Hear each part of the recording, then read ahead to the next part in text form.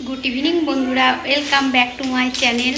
আমি ভালো আছি, আশা করছি তোমরা যে যেখান থেকে আমার ভিডিওটা দেখছো বন্ধুরা সবাই ভালো আছো, সুস্থ আছো। তো বন্ধুরা দেখলে তো আমি কয়েকদিন আগে সব ভিডিও ছাড়ছিলাম, আমার জেঠামশাই মারা গিয়েছিল, সেখানকার কীর্তনের, শ্রাদ্ধের, ধম্বলের বা ভোজের সব কিছু ভিডিও তোমাদের সামনে পোস্ট করেছি। তো আজকে জেঠামশাই মারা যাওয়ার 16 দিন হলো। তো 16 দিনের মধ্যে আমাদের একটা নিয়ম আছে, বছুরকি বলে না, ওটা বের করে নেওয়া। তাই এই বছুরকিটা যদি বার না করে সঙ্গে সঙ্গে, তো যে ছেলে বৌমা মানে কোথাও যেতে পারবে না, ছাতা ব্যবহার করতে পারবে না, জুতো ব্যবহার করতে পারবে না, কাউরি হাতে খেতে পারবে না। এই জন্য এই বছুরকিটা সঙ্গে সঙ্গে বের করে নিতে হয়। এটা বের করে নিলে তাহলে সব কিছু করতে পারবে। ওই জন্য আজকে চলে যাচ্ছি জেঠামশাইদের বাড়ি, মানে আমার ভাসুরের বাড়ি। আজকে ওখানে বছুরকির সব কিছু নিয়মকানুন হবে। তো চলো তোমাদেরকে দেখছি কতটা আমি শেয়ার করতে পারি। আজকেও বছুরকি উপলক্ষে কিছু লোকের খাওয়ার আয়োজনও করেছে আমার ভাসুর। তো চলো যাই, কি খাওয়ার অ্যারেঞ্জমেন্ট হয়েছে আর কি হচ্ছে ওখানে গেলেই বুঝতে পারবো, তোমাদেরকেও শেয়ার করব। তো তোমরা সবাই সঙ্গে থাকো, দেখতে থাকো। তো আমি এখন বেরিয়ে যাচ্ছি, আর আমার শাশুড়ি মা তো যেতে পারবে না। তো এই দেখো আমার শাশুড়ি মায়ের জন্য কোটো নিয়ে যাচ্ছি, উপরে খাবার নিয়ে আসবো। আজকে রান্না করিনি বাড়িতে, কারণ সবারই তো বলেছে নিমন্ত্রণ, ওই জন্য। তো চলো ওখানে গিয়ে তোমাদেরকে সবটাই শেয়ার করছি, তোমরা দেখতে থাকো, সঙ্গে থাকো। তো বন্ধুরা এই দেখো আমি এখন টোটোতে করে চলে যাচ্ছি আমার ভাসুরের বাড়ি। এখান থেকে বেশি দূর না, এই মোটামুটি 4 থেকে 5 মিনিট লাগবে টোটোতে করে। তো দেখো আমি এখন এসে পৌঁছে গেছি, আর এখানে কিছু বলার নেই। কাজী নজরুল ইসলামের মতো ভক্ত এখন কই, হরিদাসের মতো ভক্ত এখন কই, তারা এখন নেই। তাই টুক করতে আমাদের তাদের উদাহরণগুলো টানা উচিত, যাতে একটু হলেও ভক্তগণ এবং একটু হলেও এই দেশের মধ্যে মারামারিটা কম হয়। আমাদের দেশের মধ্যে, পাশের দেশের মধ্যে যদি মারামারি চলে, তাহলে এই যে আমরা শান্তি করে কৃষ্ণের বাণী প্রচার করছি, এটা কি সম্ভব হবে? কারণ যারা বর্ডারে আছে তারা তো মরবেই, কিন্তু যদি আকাশ থেকে একটা বিমান এসে একটা বম ফেলে দেয়, আমরা কি এখানে কেউ বাঁচবো? কাজে সবাইকে একটা বিবেচনা করা দরকার যে যুদ্ধে কিছু নেই, সবাইকে মিলেমিশে ওই নজরুল ইসলামের যে ছড়াটা আছে, কবিতাটা আছে, মোরা এক বৃন্দে দুইটি কুসুম, হিন্দু মুসলিম, হিন্দু মুসলমান, এইটাই আমাদেরকে অনুসরণ করা উচিত। তবে এটাও ঠিক যে আমি শুধু মানে সাম্য দেখাবো যে কোনো ব্যাপার নেই আর তুমি আমাকে মারবে, এটাও তো ঠিক নয়। তাই সবাইকে বোঝা দরকার। তাই সে হরিদাস ঠাকুর আমাদেরকে প্রমাণ দিয়েছেন যে মুসলমান বংশে জন্মগ্রহণ করেও কেমনভাবে কৃষ্ণ পেতে হয়। আমাদেরকে কাজী নজরুল ইসলাম আমাদেরকে শিক্ষা দিয়েছেন যে মুসলিম হয়েও কেমনভাবে কৃষ্ণের চরণে মতি আনা যায়। কাজে আমরা তাদের আমরা শরণাপন্ন হব। আজকে শ্রীমদ্ ভাগবতের কিছু কথা বলার জন্য আমাকে অনুরোধ করেছেন। তাই শ্রীমদ্ ভাগবতের আমরা আজকে ব্রহ্মমোহন, অর্থাৎ ব্রহ্মার যে মোহন লীলা, অর্থাৎ শ্রীকৃষ্ণ এবং ব্রহ্মার যে লীলা, সেটা আমরা সংক্ষিপ্তভাবে কিছুটা শুনব, নিয়ে আমরা আজকের মতো এই পাঠে বিশ্রাম দেব। তাই